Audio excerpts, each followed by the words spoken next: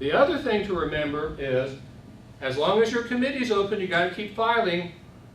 Otherwise, you file a final piece of paper that says, I'm disbanding my committee, it's over, it's dead, it's done, it's been fully cooked. Must be filed on a regular basis. Filings require increase in your primary jury election time.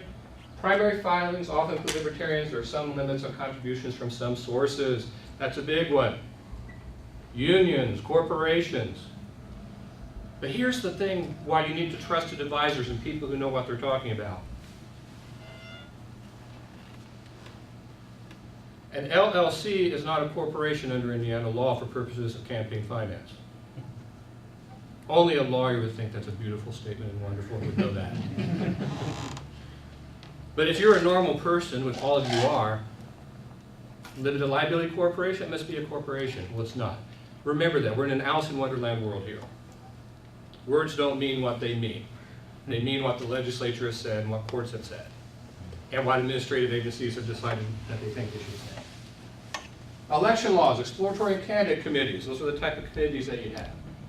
You must file quickly after raising money to declaring candidacy, whichever comes first. Don't read the statutes, because the statutes say something different. This is how the laws apply. Okay? I've had many libertarians come up to me and say, I don't need to do this because I haven't spent $100. Forget that. If anybody tells you that, they are probably right.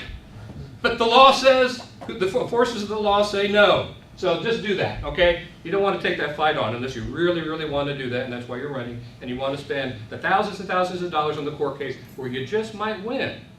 But I don't think you're going to get any voters doing that. Must be amended when facts behind filings change. Simple one, the treasurer changes. You have a treasurer, overword, move, job change, whatever, got sick. You have to do that in a timely manner after that. And also, some offices require financial disclosures of your personal self. Statement of, I forget what it's called, statement of economic, whatever it is. But you have to on some certain offices. Usually it's the statewide offices that you have to do. Now, one thing to remember is that I'm talking about state offices. That's Indiana. Todd's going to be talking about federal offices. And let me tell you one thing about federal offices and state offices. How many of you have a doctorate in federal and state election law? None of you. If you don't have that, I strongly suggest that you do not coordinate state and federal campaigns. Can it be done? Yes. How do you do it? Pay me $230 an hour for the next 10 hours, and I might be able to get you through how to do that. I'm not trying to scare you, I'm just trying to tell you that's the reality of it is. The law is very confusing, so don't do it. It's just, in my opinion, personally, it's different. Sam Goldstein and State Chair of the Central Committee, they can make policy decisions to make that effort to decide how to do that. And they have the resources to maybe help you do that. Don't try to do it on your own. Don't try to do it on your own, because there's so many traps out there. And that's when you get into major, major trouble with the FEC. And that's a bad thing, because the FEC thinks finding you $30,000 is not much. Now, what happens if you do not take campaign finance laws seriously? Fines, thrown off the ballot. Get the ballot, get your form wrong. Okay, guess what? I can sue! Yay, yay! We'll get, like Ohio gets, as a decision 2 years after the election that we win, but you really lose. Now, Ohio had no choice. They had to keep suing. Their strategy was the only thing they had left to them. But when we already have ballot access, big deal. You're not going to probably get anything done. That's my opinion. Doesn't help you reach voters. Again, most campaign finance laws have criminal penalty, and they occasionally are invoked. A lot of times you sign forms under the penalties of perjury. You get some aggressive prosecutor thinks they can make a name out of yourself because you're a fraud because you lied, and they can prove you lied on your form, then you're in real big, deep trouble. You don't want to do that.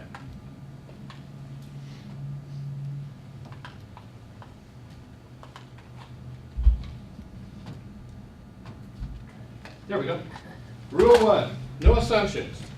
You must have trusted lawyers and other ones familiar with the law. Don't assume government officials know laws. They often do not. Let me repeat that. Don't assume government officials know laws. They often do not. Let me repeat that. Don't assume government officials know laws. They often do not. Rely on your trusted advisors. Rely on your trusted libertarians. You can talk to them and ask them, and they might help you get the answer. County clerks are traditionally inaccurate with misinformation. Lawyers in the Indiana Election Division are highly accurate and helpful. In fact, oftentimes we've called them and they've called county clerks and tell the county clerks they don't know what they're doing. But those two things are the state right now, and also county clerks, it depends on where your county clerk is. Some of them are more accurate than others.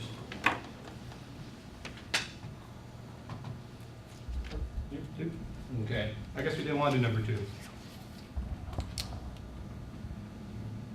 Rule 3, you can read Rule 2 later. Proofread, proofread, and proofread. Mark, Yes. you want? Oh, I got one up here too. Okay. Our opponents are scared of us and will try to use technicalities to remove you from the ballot. Our opponents are scared of us and will try to find and use errors on campaign finance forms to hurt us. If unclear, do not assume. If the form is not clear, seek advice. Remember Alice in Wonderland. Do not assume you know what the words mean in the law. And remember, it's all enforced by people who are usually not libertarians. Rule 5, proving you're correct in court is expensive. I don't recommend it unless, baby needs shoes. Please hire me.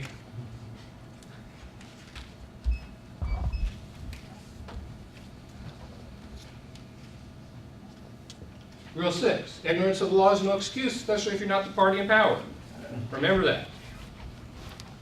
So you have the responsibility to know what is going on and how it's going on and what's going on.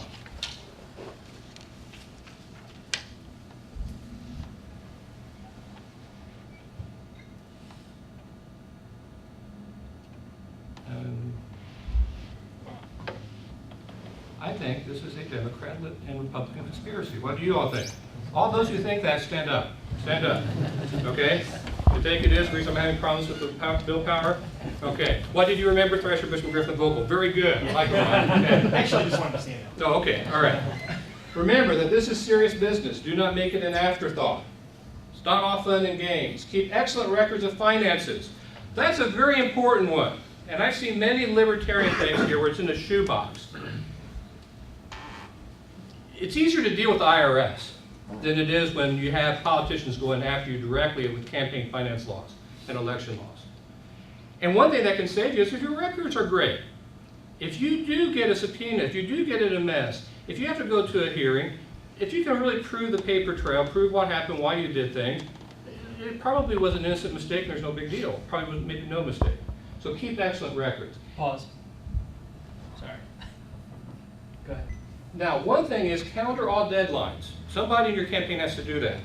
Eric, if you're running for county clerk, you just shouldn't do that. It should be your campaign manager whose job is to make sure that you have a calendar and they're abided by it. You can't worry about whether the campaign finance form is filed at the right time. Often remember that a lot of the deadlines are at 12 noon. Remember, this is government. It's not normal people. Okay, it's not end of the business day. 12 noon. 12:01 means late fine. 11:59 means on time, in the morning.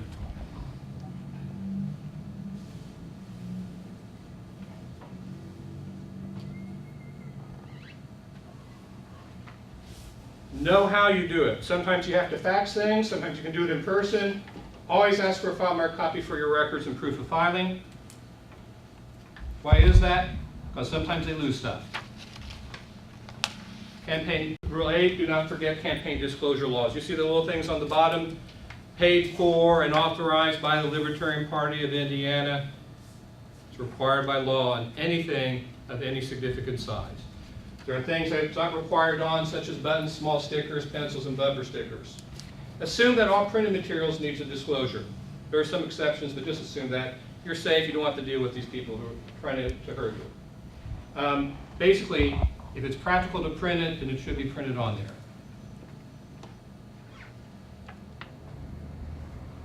Voter registration, just real quickly, know the rules. Know the rules. Big penalties if you don't know the rules. And about to the last thing. Here's the most important page. But that is where you can find all that stuff. Now you notice I went general and stuff, and the reason I did it is because, again, it applies different ways to different things for different offices. But also I want you to take one thing away from what I just talked about, and that is, don't assume, trust no one. My gosh, I'm signing up for Libertarian. That's the way to do things. But have your trusted advisors figure this out, look at it. The other thing is, people like Sam Goldstein, Tim McGuire, Allison McGuire, Todd Singer, Ed Angleton, we have either the hard way or the easy way learned a lot of this stuff.